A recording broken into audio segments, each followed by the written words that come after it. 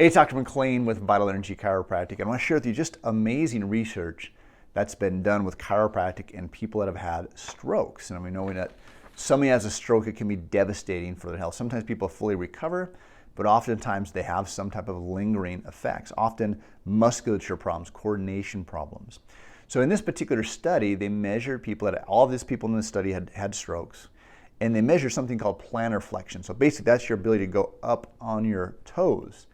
And they found in this group the ones that had weakness in their plantar flexion. So they took all the ones that had weakness in their ability to be able to go up on their toes.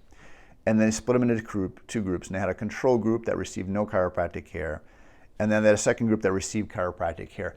But they also did something super interesting. They measured something called the H reflex or the V wave through electrodiagnostic testing. So the H reflex would show that if they got an adjustment and the reflex came, and they had an improvement in their strength, the reflex came from a spinal level, what's called a spinal reflex. The H wave was measuring if the change happened in the brain versus at the spinal level. This is really, really interesting. So they found that the control group did not have any change, but the chiropractic group had a significant improvement in their strength to be able to go plantar flexion, to be able to rise up on their toes. It improved their strength.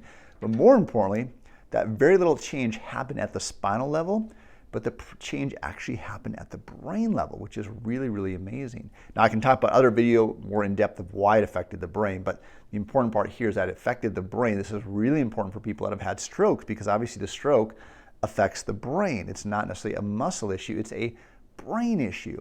Now, if you're thinking, well, I haven't had a stroke, I don't really have to worry about that. So number one, if you know somebody's had a stroke, please get them into a chiropractor. It's going to help them tremendously, number one. But number two, one of the things that we concern about as we get older is we don't want to age. Of course, we want to slow down the aging process. We want to remain as independent as long as we possibly can. If you choose to go into an assisted living center or a nursing home, great, but most people don't want to, right? They at least want to have some level of independence. So one of the major issues with that is if we have a fall. And the majority of people that, one of the leading causes of death and also becoming disabled are injuries over age 65 where they break a hip or some bone. They end up in the hospital, and a lot of times they're not going to die from the fracture, they're going to die from some type of infection because they're stuck in bed.